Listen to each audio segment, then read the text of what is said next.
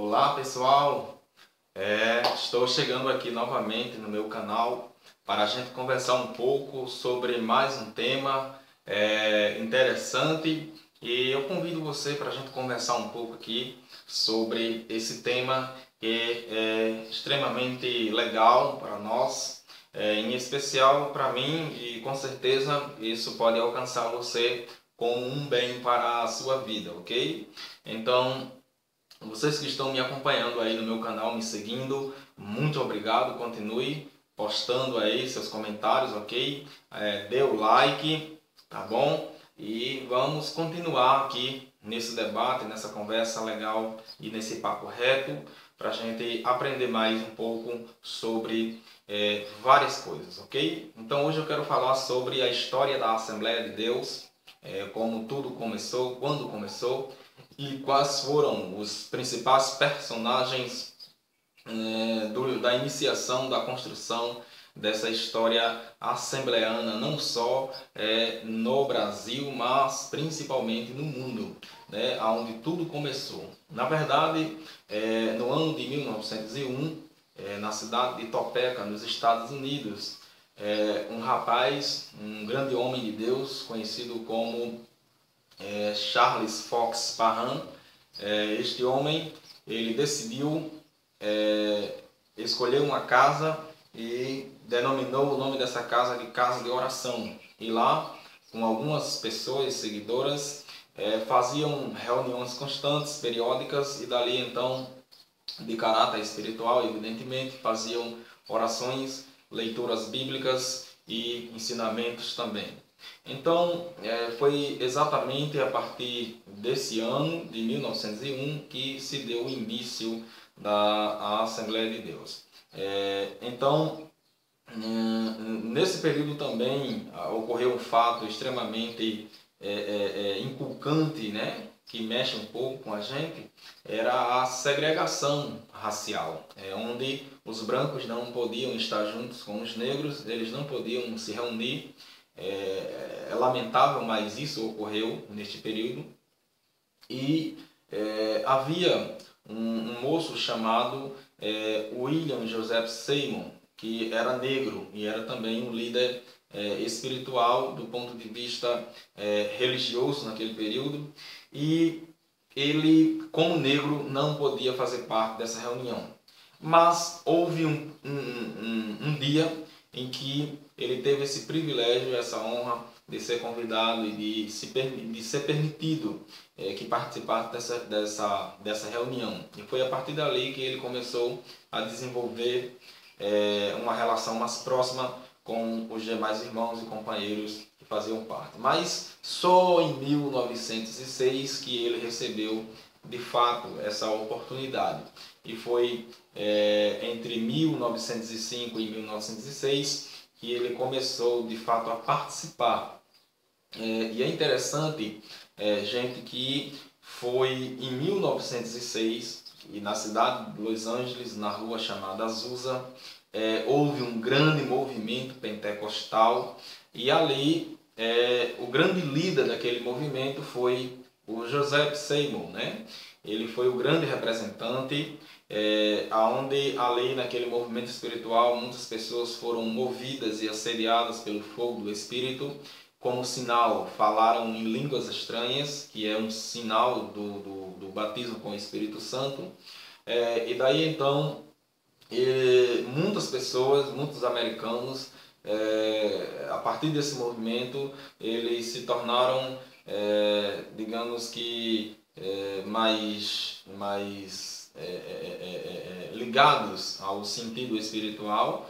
E daí então, nesse cenário apareceram duas pessoas, duas personagens extremamente importantes na história da Assembleia de Deus, né? Que foram os nossos irmãos suecos Gunnar Wingren e Daniel Berg. Ao chegar, eles certamente, quando estavam na Suécia, eram batistanos, faziam parte da Igreja Batista. E daí então, quando eles chegaram nos Estados Unidos, nesse período que inclusive a TV, a imprensa americana, deram toda a atenção para este movimento ocorrido na Rua Azusa, sendo assim mentalizada e administrada pelo nosso grande pastor e líder americano chamado William Joseph Seymour. E daí, em razão disso, de toda esse acontecimento, os nossos irmãos Gunnar e Daniel passaram a conviver com essa realidade espiritual ocorrida junto ao nosso líder William Joseph Seymour. Daí então eles se tornaram discípulos, até dado momento, e construíram uma relação muito boa e credibilizaram também a essa ideia de falar em línguas como sinal do batismo com o Espírito Santo, e certamente foram batizados. E em 1910 se deslocaram para o Brasil. E atravessaram o Atlântico e chegaram em Belém do Pará. Foi o primeiro lugar onde eles colocaram seus pés em solo brasileiro, no sentido de implantar o Evangelho, ou por que não dizer a ideia assembleana, né? Então, em 1910, ao chegar em Belém do Pará, eles se depararam com alguns irmãos também batistanos, né? Irmãos que desenvolviam um trabalho de ideia batistana, e se reuniram por um ano, né, lá. Mas com essa ideia do falar em línguas, do batismo no Espírito Santo, alguns conservadores não aceitaram muito essa ideia, e daí então resolveram se dividir, a se separarem. E alguns irmãos foram com Daniel e Gunnar, e a gente pode especificar uma das pessoas importantíssimas, né, nesse sentido, foi a nossa irmã Celina Albuquerque, que em 1911 decidiram se reunir na casa dessa irmã. E por sinal, ela veio a ser batizada nesse ano também, de 1911, com o Espírito Santo. E daí então, em 1911, veio o primeiro nome da Assembleia de Deus. Isso tem a ver muito com o início lá da casa de oração em Topeka, né, por Charles Fox Parham, que ele também tinha essa ideia de missão. E daí chamaram na casa da nossa irmã Celina de Missão de Fé Apostólica. Esse foi o primeiro nome dado à Assembleia de Deus, antes de vir a ser.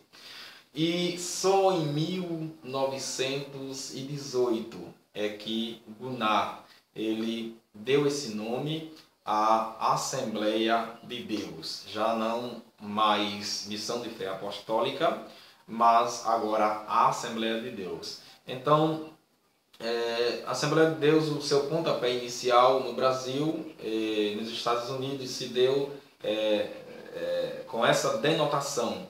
Então perceba que a Assembleia de Deus hoje no Brasil, ela é uma igreja centenária, ela é uma igreja que desenvolve um papel muito importante mediante a sociedade na pregação do Evangelho, combatendo todos os ataques contrários que envolvem a sociedade do ponto de vista espiritual, dizendo que para o mundo há sim uma solução, utilizando como principal bandeira o Evangelho de Jesus Cristo. E hoje a Assembleia de Deus no Brasil chega a 107 anos, né, de idade. Isso é muito importante, não só para mim, mas também para todos aqueles que fazem parte dessa historicidade, e sobretudo para você que ainda não conhece, né? Então procure de perto conhecer a história da Assembleia de Deus.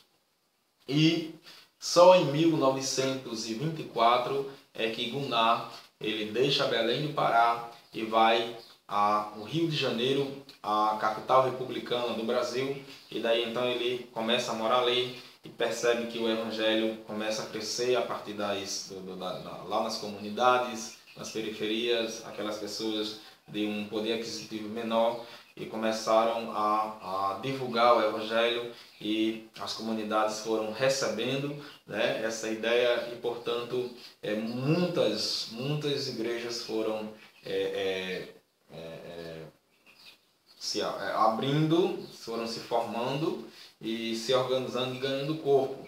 Mas um fator importante que ocorreu em relação à história da Assembleia de Deus no Brasil, quero dizer sobre os missionários Gunnar e Daniel, foi a questão de que só em 1930, numa convenção no Rio Grande do Norte, em Natal, foi tomada uma decisão de que haveria sim a possibilidade de líderes do Brasil serem dotados de poder, de uma liderança para liderar a Assembleia de Deus no Brasil, sem a necessidade de vir missionários estrangeiros para cá. Então, isso também foi um fator determinante para que a Assembleia de Deus no Brasil ela ganhasse pé e ganhasse também a sua própria autonomia a partir dessa decisão tomada nessa convenção no ano de 1930. Então, eu só quero parabenizar as pessoas que fazem parte dessa história e dizer que, para mim, a Assembleia de Deus no Brasil hoje chega a 12 milhões de adeptos, de fiéis, né? Enquanto que no mundo a Assembleia de Deus ela tem um número aproximado de 67 milhões de pessoas, de fiéis e de seguidores. E isso vem numa crescente, e eu conto com você para fazer parte dessa história numa nova construção e numa nova dimensão. E portanto eu quero agradecer a vocês que me acompanham no meu canal, continuem me seguindo, e aqui a gente vai tratar e conversar, como já disse antes, sobre vários assuntos, ok? Então tchau, fica com Deus e até mais, galera. Valeu!